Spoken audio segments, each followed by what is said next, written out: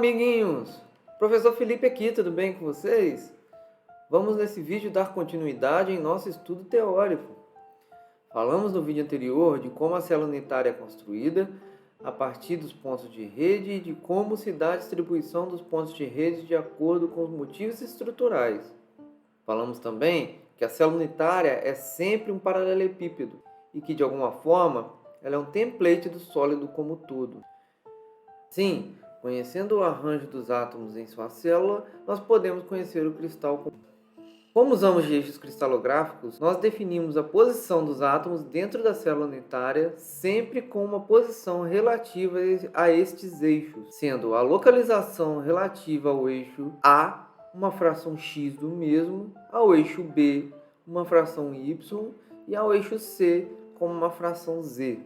Quando x, y e z são iguais a zero, o átomo se encontra na origem da célula unitária.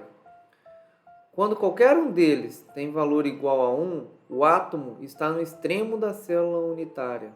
Quando maior que 1, o átomo está em outra célula unitária. Vamos a exemplos.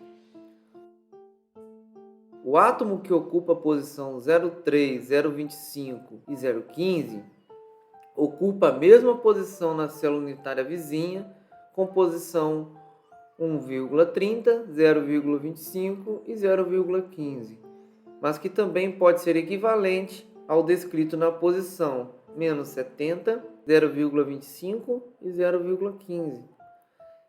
Estes átomos são os mesmos e podem ser levados um ao outro a partir de uma simples translação. Devido à posição dos átomos no sólido, nós podemos começar a estudar a estrutura cristalina em si, tendo como uma das principais propriedades a simetria. A simetria dentro da célula unitária pode ser separada em duas abordagens: a simetria da molécula, relacionada a um grupo de ponto, e a simetria que representa a ocupação da célula unitária por estruturas moleculares idênticas, a simetria espacial. Vamos começar pela mais simples, a simetria relacionada à molécula. A simetria de um objeto ou molécula é definida quando algum movimento ou operação sobre a molécula a deixa em uma configuração indistinguível da original. Conhecer e definir a simetria de uma molécula ou composto pode ser muito útil no momento de se estudar suas propriedades. Por exemplo, ao se estudar propriedades vibracionais ou de ligações químicas no benzeno, podemos considerar que todos os átomos são idênticos entre si, já que uma simples rotação leva a molécula a outra posição distinguível da original. Dessa forma, em vez de executarmos 6 contas, uma para cada átomo, fazemos um único cálculo e replicamos para todos os átomos. Ou citando novamente o caso do NaCl, do cloreto de sódio, deixamos de fazer cálculos para todos os átomos da célula unitária e reduzimos através de sua simetria para apenas 2. Ou seja, conhecer a simetria de uma molécula ou composto é realmente útil. Cristalito, pula lá! A simetria aplicada é referente aos movimentos feitos pela molécula considerando um ponto fixo sobre ela. Por isso, damos um nome ao conjunto de simetrias aplicadas à molécula de grupo de ponto. Ok, vamos focar inicialmente nas operações de simetria da molécula. Usando a molécula de água como primeiro exemplo, devemos destacar que em sua geometria temos 2 átomos de hidrogênio ligados ao oxigênio em um ângulo de 104,5 graus. Vamos nomear os 2 hidrogênios com nomes diferentes, somente para o entendimento das movimentações da molécula. Vamos traçar também uma linha pontilhada sobre o oxigênio, para que seja mais fácil de se visualizar a aplicação da operação de simetria. Rotacionando a molécula de água em 180 graus em relação a essa linha, obteremos exatamente a mesma molécula, somente com hidrogênios nomeados em posições diferentes. Essa movimentação satisfaz o conceito de simetria. Um conceito importante deve ser destacado. A rotação que leva a molécula a uma posição indistinguível é chamada de operação de simetria. Já o eixo sobre o qual se aplica essa operação é chamado de elemento de simetria, sendo que o elemento de simetria também pode ser pontos planos, eixos e etc., dependendo da operação de simetria executada.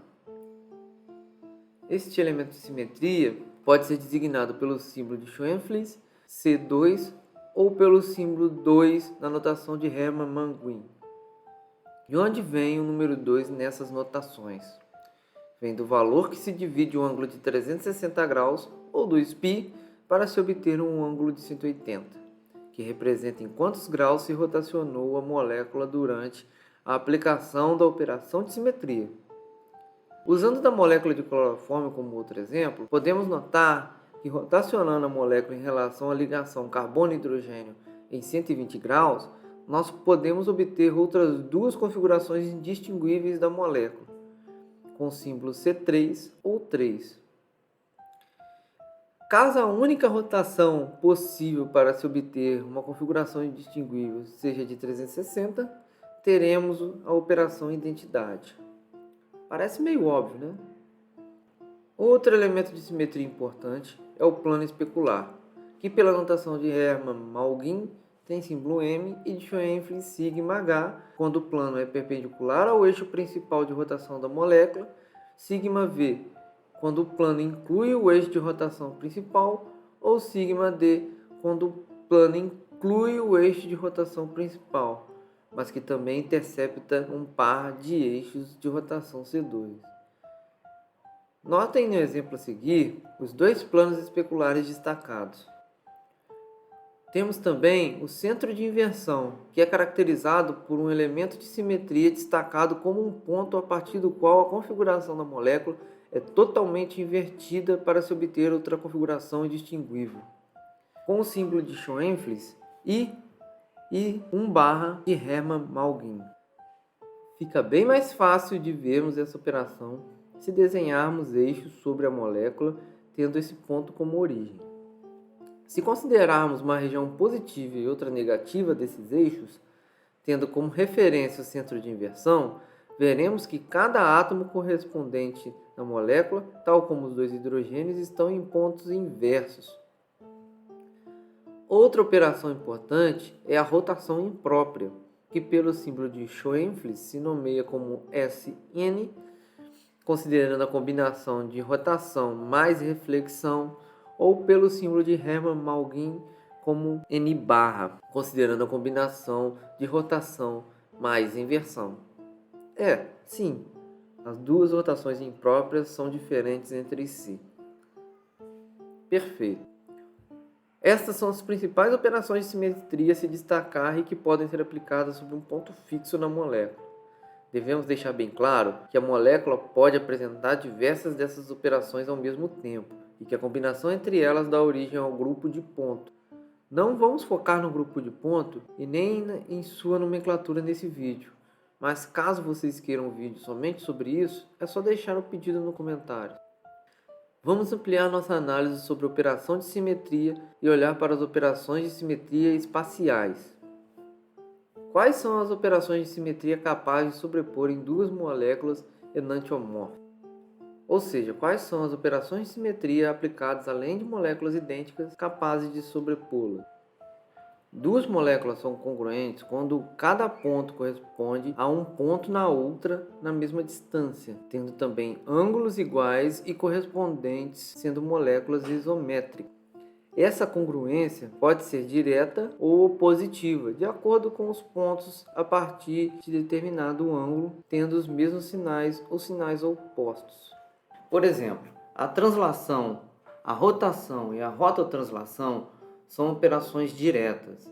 Na rotação, todos os pontos sobre o eixo de rotação não mudam sua posição. Vamos usar um exemplo de um motivo estrutural hipotético para ver como essa operação funciona aplicada além de um ponto sobre a molécula. Esse motivo estrutural, tendo aplicado sobre ele a operação identidade, apresenta símbolo de Hermann-Manguin igual a 1. Quando dois motivos podem ser levados um ao outro por uma rotação de 180 graus, podemos definir um eixo de rotação entre eles, representado por essa díade em branco. Supondo que possamos orientar essa operação por eixos cartesianos, onde sobre o eixo Z está a operação de rotação, veremos que as coordenadas em x e y mudam de sinal, mas a coordenada sobre o eixo Z correspondente à operação? Não. Podemos também ter as rotações com o símbolo 3, 4 e 6, representadas sobre seu eixo por um triângulo, quadrado ou hexágono, respectivamente. As operações opositivas podem gerar moléculas enantiomórficas. São elas: inversão, reflexão, rotoinversão, planos de deslizamento e rotorreflexão. Podemos representar a reflexão desse nosso motivo estrutural hipotético de tal forma onde a barra entre os motivos representa a reflexão com o símbolo de Hermann-Malguin-M. De forma geral, a simetria aplicada à célula unitária pode ser determinada pela combinação das operações de simetria. Por exemplo, quando os motivos estruturais se arranjam dessa forma, podemos ver que um único motivo pode gerar todos os outros através da combinação de dois planos especulares e um eixo de rotação. Representamos essa combinação pelo símbolo de Hermann-Malguin 2MM. Ampliando as possibilidades, poderemos ter os grupos 3M, 4MM e 6MM. Note, amiguinhos, todos os exemplos que usamos aqui foram considerados onde o motivo estrutural corresponde a uma simetria planar, ou seja, nada se modifica em profundidade. Por isso, nossa análise ainda é um pouco básica e será ampliada em outros vídeos. Como ficaria a aplicação de simetria além da molécula sobre a célula unitária? Vamos manter nosso mundo planar para facilitar os exemplos.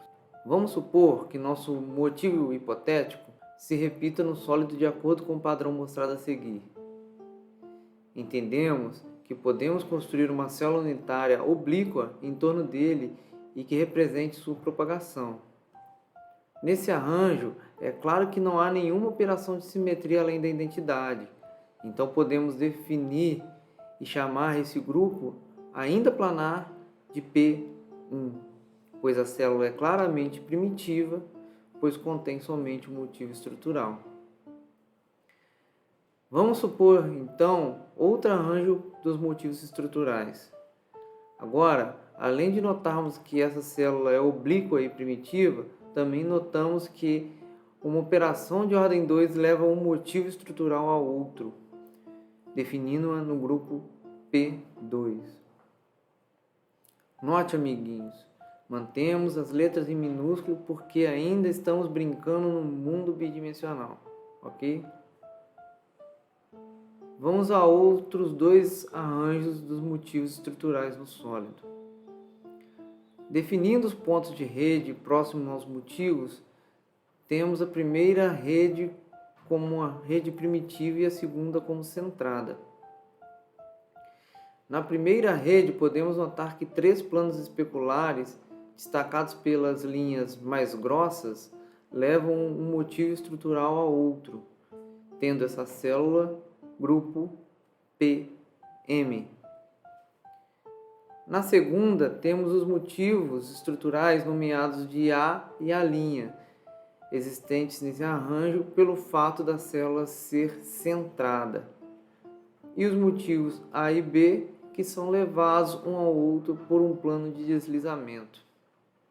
Esse plano de deslizamento nada mais é do que a combinação de reflexão com translação de meio eixo em B, sendo essa célula retangular nomeada como CM.